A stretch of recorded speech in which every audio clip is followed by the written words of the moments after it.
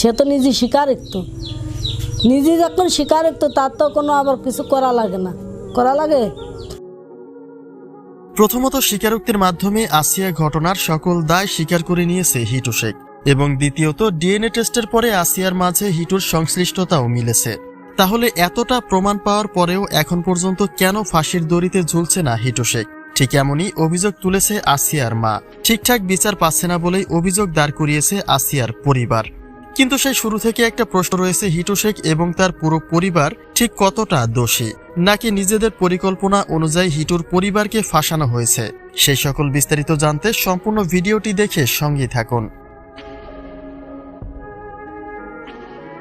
আসিয়া ঘটনার সেই প্রথম দিন থেকে এখন পর্যন্ত হিটু শেখ কিংবা বাকি আসামিদের ব্যক্তিগত মতামত প্রকাশের কোনো সুযোগ দেওয়া হয়নি, বরং রিমান্ডে নির্মমভাবে অত্যাচার করে মিথ্যে দায় স্বীকার করানো হয়েছে বলে দাবি রয়েছে হিটু শেখের। এই অপরাধে তারা কেউ যুক্ত নয় বলে স্বর তুলেছে হিটু শেখ এবং তার দুই পুত্র।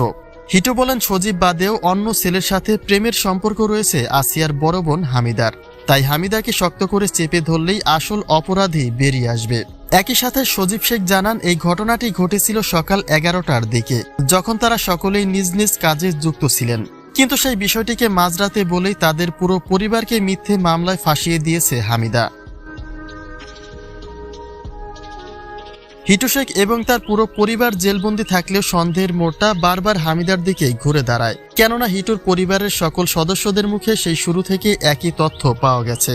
কিন্তু আসিয়ার পরিবার থেকে এক এক সময়ে এক এক তথ্য দেওয়া হচ্ছে, যা হামিদাকে সন্দেহের কাঠগড়ায় দাঁড়াতে আরও এক ধাপ সহযোগিতা করে। হামিদার মায়ের দাবি, হিটু শেখ যেহেতু নিজে মুখে সকল দায় স্বীকার করে নিয়েছে, তাহলে এখনো কেন ফাঁসির দড়িতে ঝুলছে না হিটু শেখ? কিন্তু রাষ্ট্রীয় বিধান অনুযায়ী ঘটনার সকল তদন্ত শেষ না হওয়া পর্যন্ত কোনো রকম বিচার কার্য শেষ করা হবে না। আর যেহেতু এখন পর্যন্ত নিশ্চিত নয় যে এই ঘটনায় বড় বোন হামিদার আসলেই কোনো হাত রয়েছে কিনা, ঠিক ততক্ষণ পর্যন্ত হিটু শেখ এবং তার পরিবারের বিচার না করাটাই স্বাভাবিক।